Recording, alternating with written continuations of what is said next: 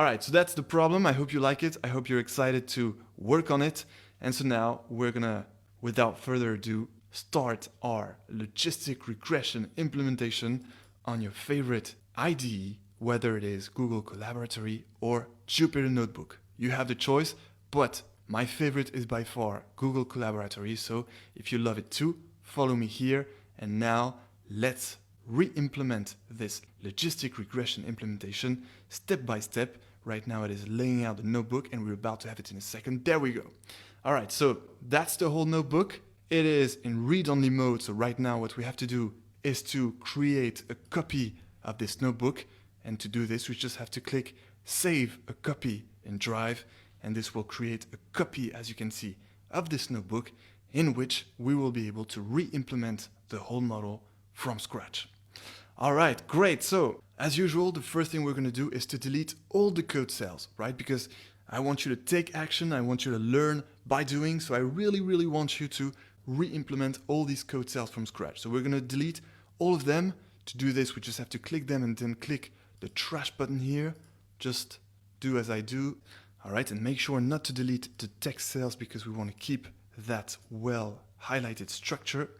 All right. Feature scaling. So yes, there will be feature scaling for logistic regression and I will explain why.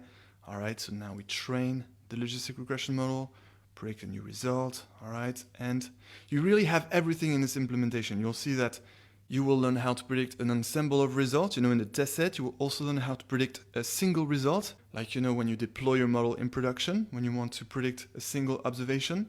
So now confusion matrix, that's to evaluate your model. And of course the visualizations at the end. And once again, I chose a dataset of only 2 features, right? The age and the estimated salary, so that we can indeed visualize the results in the end on the training set and on the test set. Because remember, in the plot, each dimension corresponds to one feature. And therefore there are as many dimensions as there are features.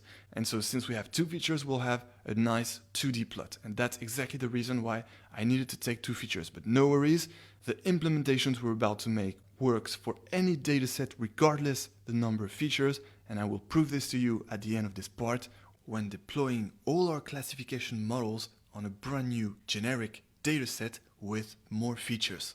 And this is how I will also teach you on how to select the best model. All right, so there you go. I hope you're excited, both by the problem case study and this implementation. And now, before we finish and move on to the next tutorial, well, I would like you to do a little exercise. Now that you saw the dataset and understands it, and since you also have your data pre-processing template, well, there you go. The exercise is, I would like you to implement on your own the data pre-processing phase up to this step, feature scaling. So basically, I would like you to implement on your own this step, importing the libraries, then this step, importing the dataset, then this step, splitting the dataset into the training set and test set, and finally, this last step of the data pre-processing phase, feature scaling. All right? So please try, use of course your data pre-processing template and of course your data pre-processing toolkit, because indeed, in order to implement that step, you will need to grab a tool of your data pre-processing toolkit, and I'm sure you will find it. So you can totally do this on your own. There is no trap. It's actually super easy.